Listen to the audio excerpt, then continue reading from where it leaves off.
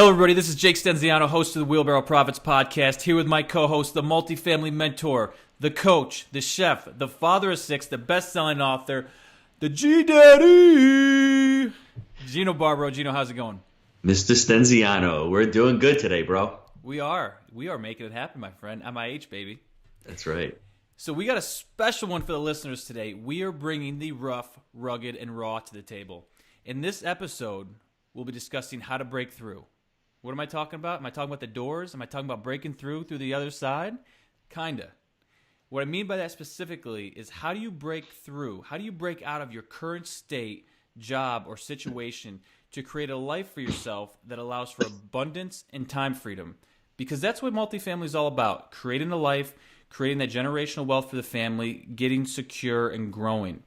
And I know this topic holds a special place in your heart because you were grinding for so long in the kitchen, getting in there every day and seeing, okay, you had a ceiling, literally. You couldn't get beyond the ceiling. So how did you get out of your comfort zone and finally jump in, both feet to multifamily, and totally change your life? That's a big question. We got 30 minutes for this podcast. We got as long as we want. It's our show. It would take me 2 hours to answer that question. But really, it's not simple it is in life. I was rocking and rolling along. I didn't like my life. I was stuck. I had a midlife crisis, and I wasn't even midlife yet. So I said to myself, what's going on here? We all need to evaluate our lives at a certain point. I had a great family life. I loved the family. I loved where I lived. And that's probably part of the problem. I was comfortable. And I wasn't enough uncomfortable to change my situation until 08, 09 happened. When that started changing, economy started changing, my income started dipping, became fearful. We're going to talk about fear a lot on this. So I said to myself, I have two choices. I can stay comfortable and uncomfortable, or I can change my situation. And I decided to move away from the pain. There's two ways you can go, guys. And this is how you activate your motivation in life. You can either move away towards something, or you can move towards something. I was moving away from pain. That was the easiest thing for me to do because I know what I didn't want. Most of us on this call know what we don't want, right? I didn't want to be stuck in a useless business. I didn't want to be doing something every day that I hated doing. But what was it that I wanted to do? I wanted to create wealth and generate passive income. And we all know that real estate is that vehicle, but I didn't know how to tap into it. But gosh darn it, I really had to find out how to do that. And I started educating myself. And it doesn't happen overnight, guys. It took me a while to get educated, to go to life coaching school, to get a real estate coach, to get a mentor. This isn't a 2 or 3, 4 or 5 month process. This is something that I had to look internally, that I had to do a lot of work on. And it becomes uncomfortable because we don't like to sit down and write our foibles, write our fears, write our goals, because we might come up short on that. And that's what we're all afraid of. We're all afraid of failing ourselves. And I was afraid of failing myself and failing my family. And that's what really motivated me and drove me to go to that next level, that fear of failing my family and failing myself. I saw that as a sin, not to live up to my expectations, because I was basically born by hitting the lottery. I had two of the best parents that anybody could ask for. Middle-class neighborhood, went to college, ended up marrying someone who's 10 times better than I am. So I had it all. I had the table set for myself. So if I actually didn't hit my expectations of what my life should be, I had no one to blame but myself. So you guys can see the fear that was building up inside of me going into my 50s and 60s, saying I should have been able to do this. I had all the chips set for myself. So that's what really drove me, the fear of failing myself and the fear of not living up to my expectations, not being able to grow as a person, not being able to contribute. That's what really drove me. This is one of the reasons I love you so much, is because your mindset, you're accountable to yourself. Anyone else would have said if they were in a bad situation, what do they start doing? They start pointing the finger. It's his fault. It's their fault. I'm not doing it because it's this. It's the government. It's the town is holding me back. I don't have the skill set. You just said that it was on you. You said you were given a golden spoon just because you had great family around you. You said, I have a great family. I have the ability. I have everything set for me to make it happen. Now it's up to me. That right there in itself is so powerful. That's amazing, Gino. That's a great thing, man. But Jake, it takes a while to come to that realization, because when you're younger, in your 20s and maybe early 30s, you start hating on life. You say, and for good reason, there's a lot of people that are born with bad situations, but as you get older, that stuff is in the rearview mirror. You have to look at life as going forward. That's what coaching is all about, looking into the future. What can you do into the future? You have to hold yourself accountable and responsible. Look at all the top CEOs and top leaders in this country. Look at all of them. They are all responsible for their actions, whether they're going to be good, they're going to go to school, they're going to get educated, they're going to learn their skill sets. And I was blaming everybody else. And there's a block in life. Most of our blocks are external. What happens is mostly internal. 95% of our blocks are internal, if you can understand that. 5% are external. Now, what's an external block? The economy, what's going on with jobs, what's going on in the multifamily industry. Me and you are coming to this new realization that syndication is the wonderful thing. That was holding us back. Why? We're thinking about it internally. We weren't internalizing it in our own thing. So I said to myself, why do I have these blocks? It's all the way I'm thinking. It's all about the energy blocks that I have, the limiting beliefs, the interpretations, the assumptions, and the gremlins that I have. How can I conquer them, and how can I use them to propel me to go forward? And the initial question was, how do you get out of your comfort zone? And I want to share a little bit about my story on this, because what happened to me, I guess it would have been, maybe I've always been success conscious, but around 2005, I started doing some research, started educating myself, and then probably got to a tipping point in about 2010, and I really started understanding how taxes work, and that really drove me out of New York. I said, if I'm going to make it happen for myself, it's probably not going to be here. So I looked for places that had low property taxes, didn't have state income tax, and I said, I need to go and reinvent myself and set up shop. So I dropped it all. I talked to my wife. I said, we're out of here. I went, did some research. We decided on Knoxville, Tennessee. That was going to be the place for us. And I left everything. I had a very comfortable life in New York, had great friends, great family all around me. But that comfort zone, by getting myself out of that comfort zone and forcing myself to focus on success, I got out of the comfort zone, went down to Tennessee, started working with you on the properties, and boom, 3 years later we exploded it. So sometimes you have to make those moves. Sometimes you may have to say, I'm in too much of a comfort zone right now. Get out of the comfort zone, get to a place where you're just going to be able to focus on creating a life. And that's what I did. So that was one of the big takeaways, that I didn't realize it was going to have this kind of impact, but when I cleared all the crap out of my life and said, okay, I'm here, I'm focused on success now, we're going to MIH, baby, we're going to make it happen, and we did. Looking back, it was probably one of the best decisions I ever made. And that's one of the things, the thread that we should talk about throughout this whole entire podcast is you took responsibility for yourself also, right? It's not comfortable leaving your family. Listen, I'm going to do the same thing. I want to get down to Jacksonville, Florida. And it wasn't easy convincing the crew to make it happen either. That's right. That was tough. But you know what?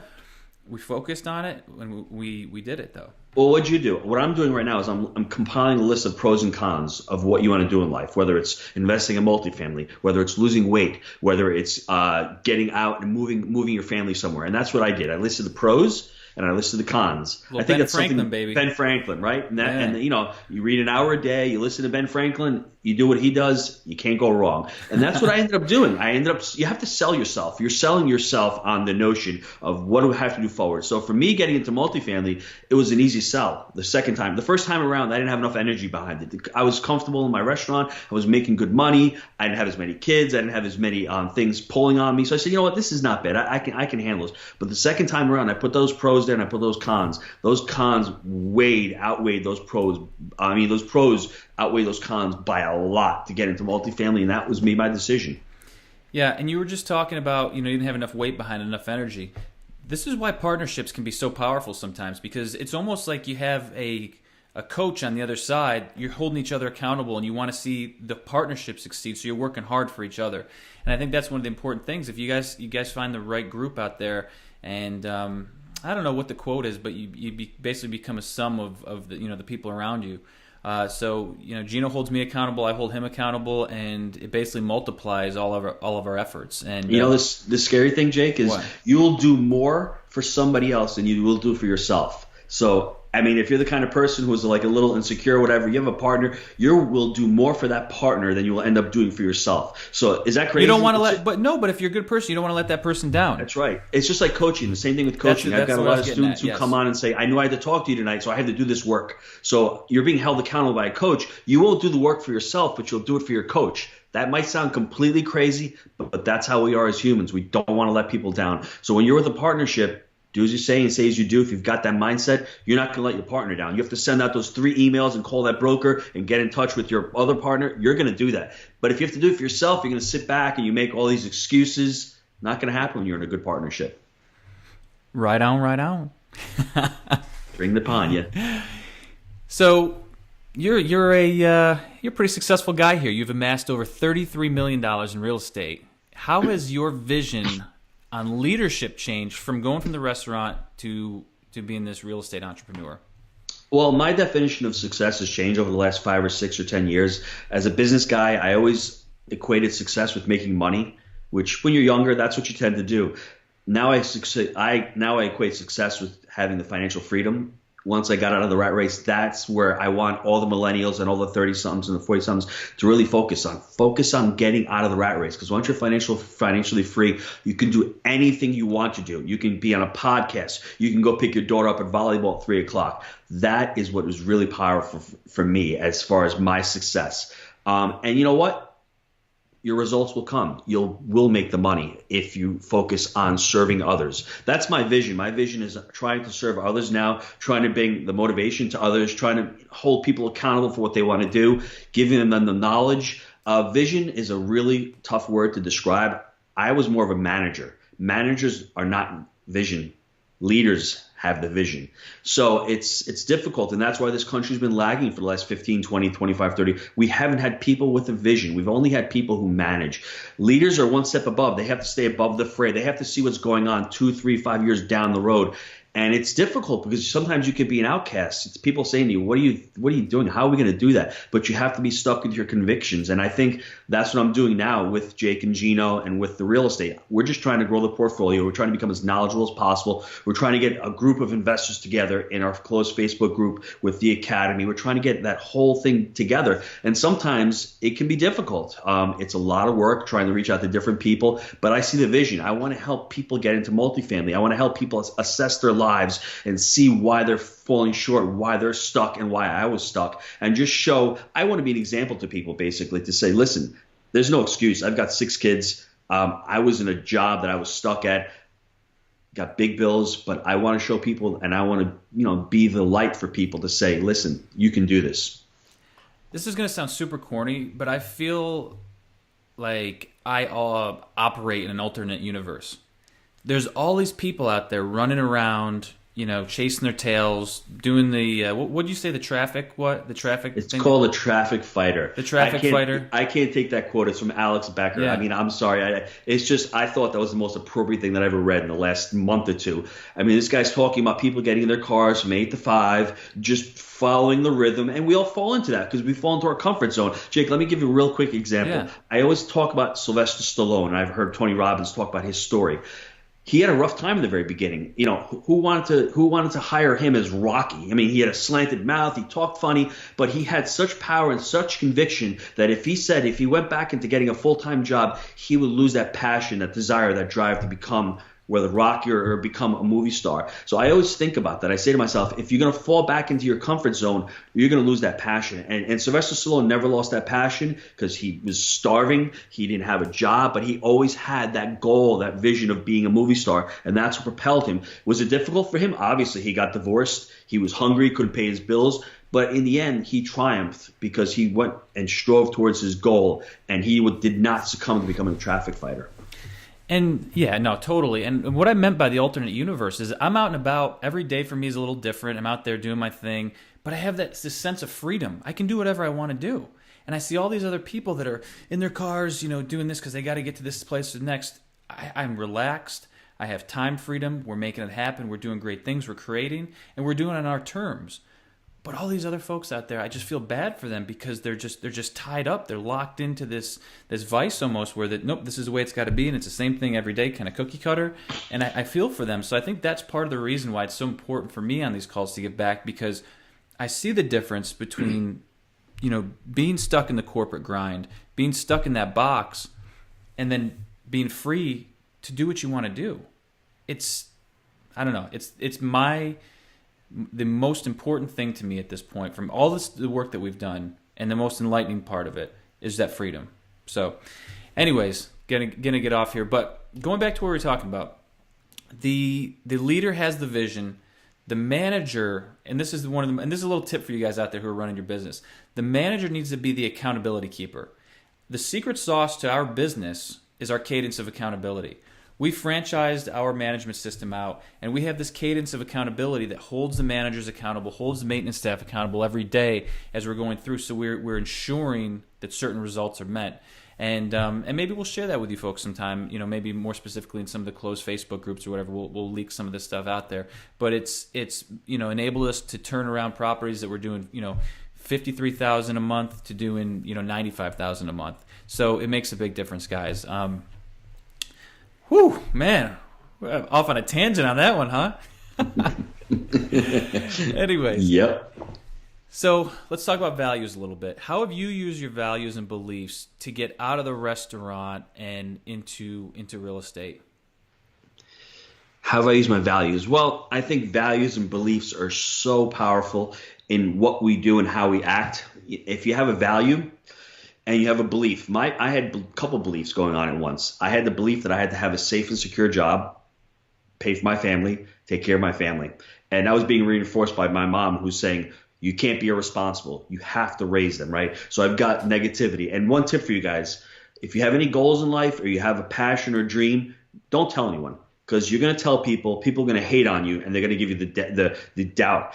Only tell people that haterade. That's right. Only tell people that that are in the same sphere as you. Why would anyone ask somebody's advice about real estate if that person never bought a deal and never did anything? All you're going to hear is negativity. Get into our closed Facebook group. Ask those people what they think. You're going to get positive reinforcement from them. But getting back to the belief, I had that belief. My other belief was, if I didn't really hit my potential, if I didn't really strive to grow and to contribute, and I didn't get out of my current situation, I'd feel as if that was a big, grave sin on my life. And I would look back when I was older and saying, I should have done that. So I've got these two beliefs floating. Which one is stronger? Whichever one is stronger is going to win out. Fortunately, the second one won out on me, and that's what propelled me to go forward.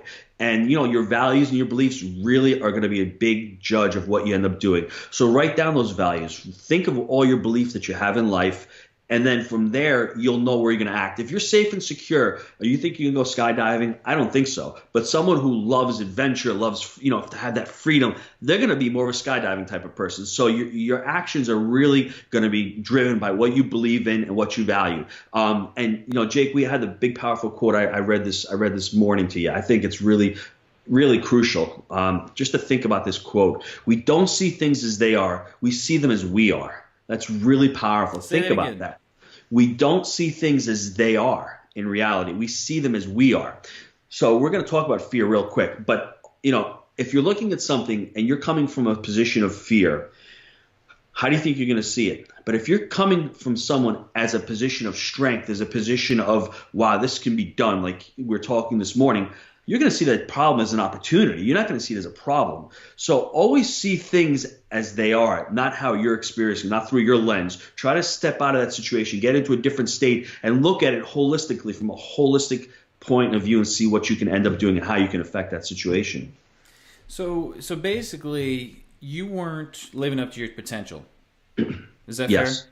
Oh, totally. I think that's total. And it was from being comfortable. I mean, I'm a smart dude. I mean, why can't – we're all smart. We're all smart, in like I said, intelligent people out there for the most part. I'm not my thing was that I was just really annoyed. I was like, there's got to be something more out there than working 60 hours a week and getting a couple $1,000 at the end of the week. There's got to be more than that for me. And like I said, it was comfortable. It was great. I lived 6 minutes from work. It felt like a secure job, although when you have your own business, it's not. But I was doing it for 20 years. So when you start doing something for 20 years, you have these ingrained beliefs that I couldn't grow anymore. I had one restaurant. Why did I have one restaurant? I was doing it for 20 years. That's just the way I was trained. That's the way I was conditioned. I never thought about it as a scalable business. Now that I look back, I could have scaled the business, but I wasn't trained that way. I was looking at it as like I said, we don't see them as they are. That's how it was. It was able to scale. I was seeing it from where I was coming from. I was a smaller person back then. I was a level 3 or level 4 person as opposed to being a level 8 or level 9 where I should have been. So I should have been able to scale that business, but I didn't. And I take that responsibility by myself. I can blame my brother for being part of it. Maybe he was part of the problem, but I was a bigger part of the problem because I couldn't see it because I was working from a sense of fear and listening to, like you said, the haters. You have to play small small, safe, small business, be secure. You can't step out of your comfort zone. You've been doing this. This is how business is. That's not how business is. Business is evolving every day. And unfortunately for you guys out there, the internet is exploding everything. It brings a lot of opportunity. You can go on Amazon, check your prices, but at the same time, it creates a lot of opportunity out there, guys.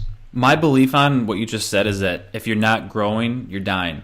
You weren't expanding the business. You guys were operating it, and therefore it was almost a decline. And that's right. why you gotta be growing or you're dying. And really the thing for me is when I moved to Tennessee, I was working the 9 to 5, but I cleared all the BS out of my life. So now all of a sudden I'm bored. What the hell am I doing? I'm 40 hours a week. That's it.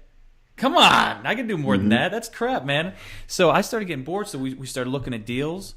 And then finally, we after 2 years, we got into a deal. And we got into another one, and another one, and another one. And now, out of corporate, building it up. Now we're doing this stuff. But now I have a full plate, and it feels good. I have enough to keep me busy. But if I go 6 months without doing a deal, Gino, what happens? Start getting a little cuckoo nutty, baby. You gotta get another one. I do. I get cranky and whiny, and I'm sitting there calling you 3 times a day. Hey, what's going on, man? You're like, dude, Jake, leave me alone, man. You go find a deal, man. And that's I think the difference with me. I was that way a few years ago, but as you get older, you start to realize that it's okay. Things will happen. I'm trying to live more in the moment, try to live day by day, and trying to enjoy every day. Because as you get older, you see certain things. You just start evolving yourself. You say, well, we're good where we are right now. I'm trying to enjoy the climb to the mountain. I was always focused on getting on top of that mountain, right, Jake?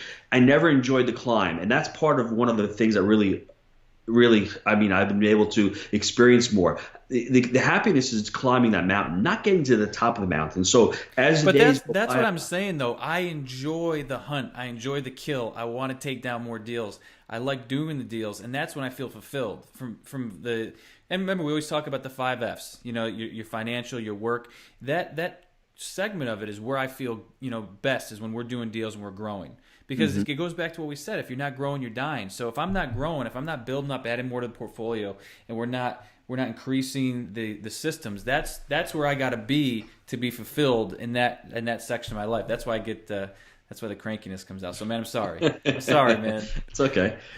So I'm going to transition a little bit back to the fear. How have you dealt with it though? Because I know especially in the beginning, I got freaked out before we start closing on these deals. How did you feel and how did you deal with it? Well, guys, what I would recommend you all doing is our brains work on pictures. So the way I deal with the fear is I have a vision of what my life can be 3 years from now, and my vision of not being in real estate and not doing the deal, what's it going to look like? Well, it was going to look like being stuck in the kitchen and being stuck doing something I hated to do, right? So I use that fear to propel me to do the deal. So it was a reinforcement for me. So the motivation was I was moving away from pain. So that's and just make pictures of that. And then you can make a positive picture moving towards pleasure. The positive picture is being able to sit down and do a podcast with Jake at 10:30 on a Tuesday morning, being able to send out an email at 12 o'clock on Wednesday, or do a coaching call in the afternoon whenever I want to. So that's what really took the fear out of it. Because if we're not experiencing fear, then we're not living, right? I'd rather have fear and problems. That means that you're living life. Because if you have no problems, you're going to be bored or you're doing something wrong. The bigger the problem, the bigger the opportunity, right, Jake? So that's the way I'm starting to look at it. People in real estate that make the most money are the ones solving the problems. The big problems and adding value. So that's, we all have fear, but you just have to figure to yourself, if you don't do it, what are the consequences? And sometimes the consequences of not doing a deal are not being able to get out of the rat race. And I was so focused on getting out of the rat race that if I don't do this deal, I remember the third deal we did, bro, I was killing you. I'm like, we have to get this deal done. We did everything we possibly could. We got the broker to hold a note for his commission. We for 2 months, we were going back and forth on the price. We did anything we could, and I was in such a state of fear at the time for my business and this. I'm raided my 401k, borrowed money from my grandparents, like anything scratched and clawed. That's right. Yes. But I was totally fearful because we'd never done it before. But I had a bigger fear of not doing it because I'm like, if I don't do this, we're gonna lose out on a big opportunity, and there goes my chance to get out of the rat race. So, guys, it's okay to be fearful. We're all fearful, but just use that fear to propel yourself and to take those chances, to say to yourself, you're not the only one out there that's fearful. I'm right there next to you. So what I used to do, and it's totally not flip, but it's transitioned, In the beginning, I used to take the rational approach. What's the worst thing that can happen? And I would do the math. Okay, so we're paying this for the property. If the property doesn't succeed and we can't make it, then basically it's going to sell for this much, and then the difference is going to be $100,000, and then we're going to be on the hook for $100,000, and then a third of that is my responsibility. So I'm going to have to come up with $33,000. So at the end of the day, the worst thing that's going to happen is I may owe $33,000, and you really got to do the math and say, what's the worst thing going to happen? I got to deal with some tough employees. I got to deal with some tenants, whatever. Be rational. Write it out. What is the worst thing that can happen? What's the best thing that can happen? And I'm going to tell you right now, especially in this business, the good always, for me, has outweighed the bad. But today, it's different. Because what I've realized is when I'm afraid of something, it's because I probably don't understand it. So when I start getting scared or I don't understand something, I put a bullseye on it and I attack it viciously until I become an expert at it and I understand it. And then it becomes an asset to me. And then the fear is gone. And then I'm on to the next one. And that's how you keep growing. And that's how you're going to make success for yourself, because it's worked for me and I've done it time and time again. So when you're afraid of something, put a bullseye on it and point the gun at it and go get it. I like that because it's true. I didn't even think about being ignorant because I was never really afraid of real estate, but there was a lot that I didn't know. And, I went to get educated. I spent a lot of money on a real estate coach. I spent a lot of money on life coaching. So maybe subconsciously that's what I was doing. I was educating myself to take that next step. And I think, I think that's really vital. I think people are just, I don't want to use the word cheap, but sometimes they look at, I've got to spend this money and learn something. You should learn from somebody who's doing something. That'll give you the confidence. You'll be able to bounce ideas off people. And like I said, like Jake said initially, you're the sum total of the five most people that are surrounding your time. So if you're surrounding your time with guys who are coaches, who know real estate, you're going to be able to take sponge off of them and then ask them for their advice and for their guidance. And that's where you need to – that's one way of eliminating the fear, being able to have somebody to help you through these deals and to help you analyze these deals and help you analyze the markets. Your fear will be taken out because when you first start out, how am I going to get into real estate? How am I going to research and buy deals out of my backyard? That can be daunting. That can be overwhelming. But if you've got somebody there to help you out, it becomes a lot easier. And the thing is, I think people need to decide first. If you decide I'm going to be a real estate investor, I'm going to invest in multifamily, then none of the other stuff matters. Okay, I have to spend money on this. I have to do that. It's when people haven't decided yet that this is the path they're going down is when they start hemming and hawing. If you decide, find the best route for you to go and just go attack it and whatever you have to do to get there. That's the first thing. Sell out. Go to war, burn the ships, and let's do this. That's the mentality you have to have. If not, you're floundering. Gino, you want to talk about floundering? Because, if you said to me, you've been there for 15 years.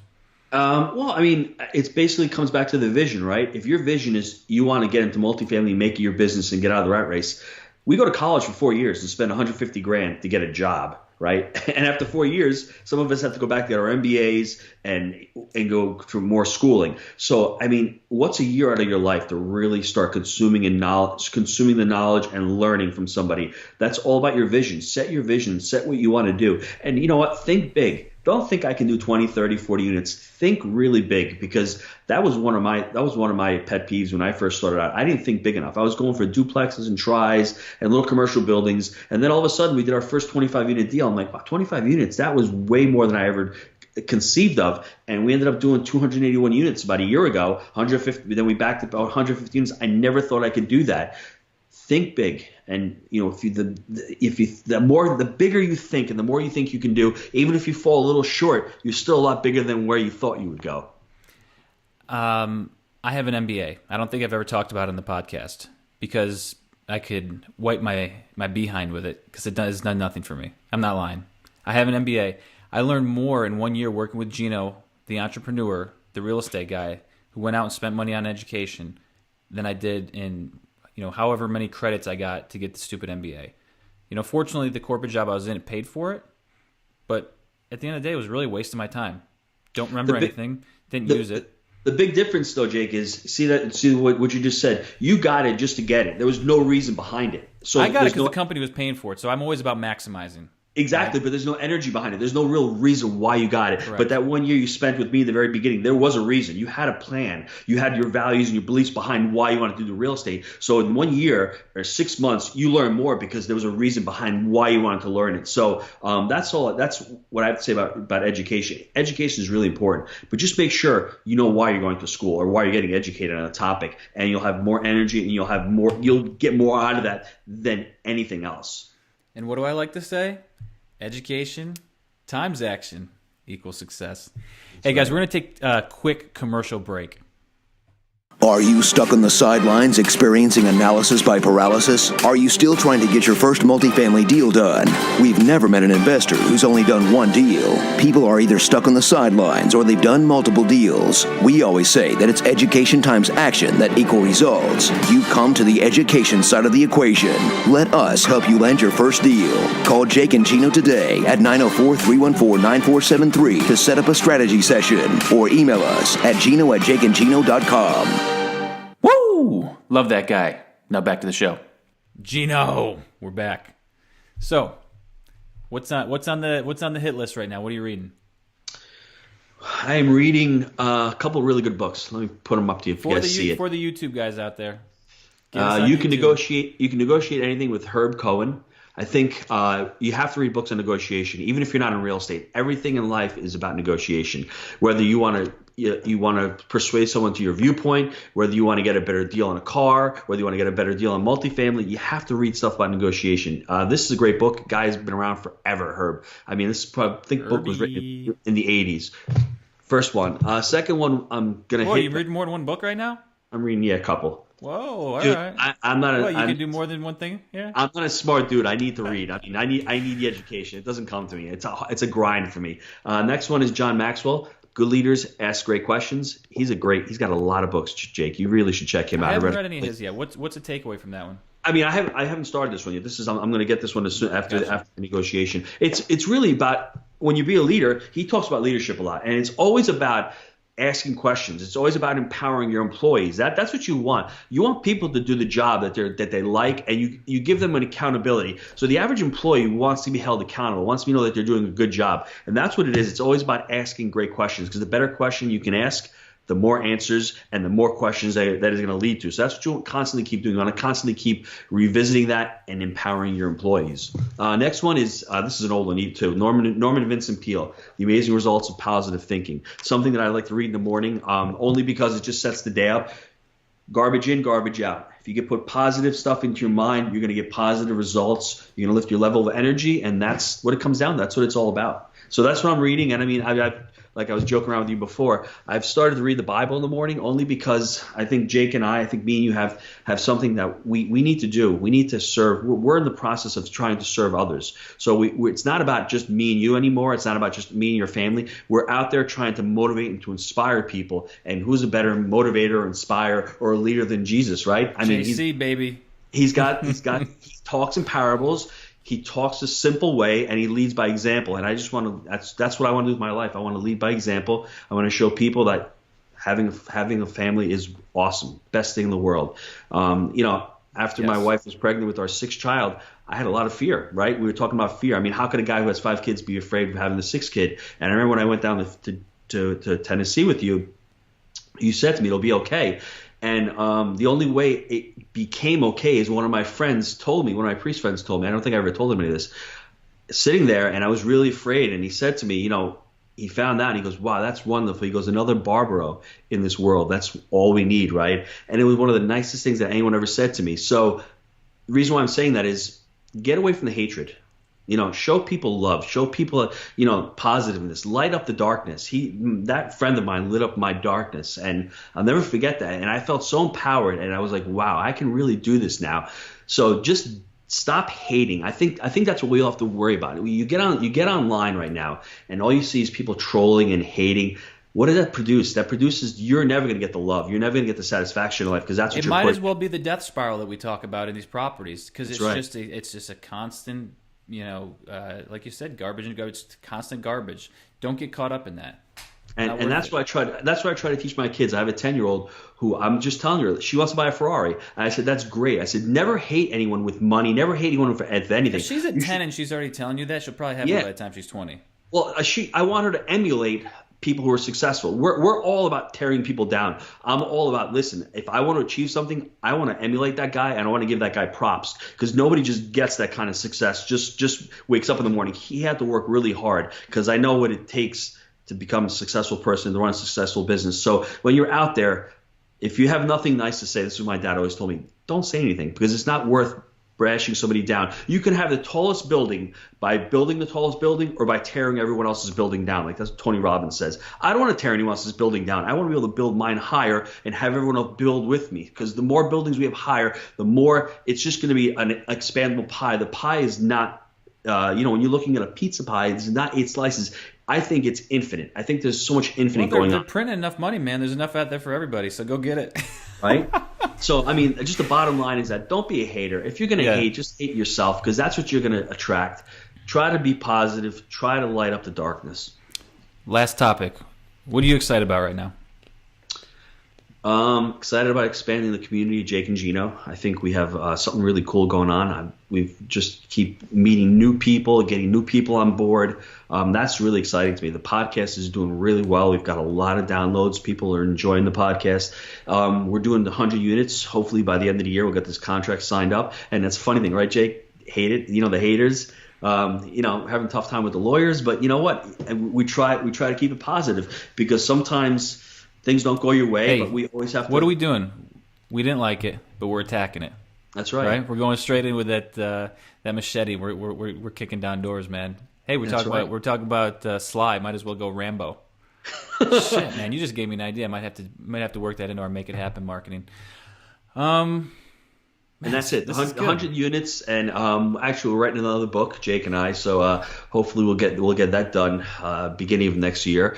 We're launching all these products and all these trainings for multifamily. And basically, it's all about life coaching. It's about getting people to that next level, seeing their potential, and trying to, keep them, hold them accountable, and keep them motivated and inspired. And I promised Gino I'd say this. This is very important because it's helping grow the community. So guys, if you like the podcast, please leave us a review on iTunes. We really appreciate it. You guys are the best. We got the best community out in real estate, without a doubt. Gino, thanks for the time. This has been an awesome show, and I will see you next week. Jake, thanks. See you later.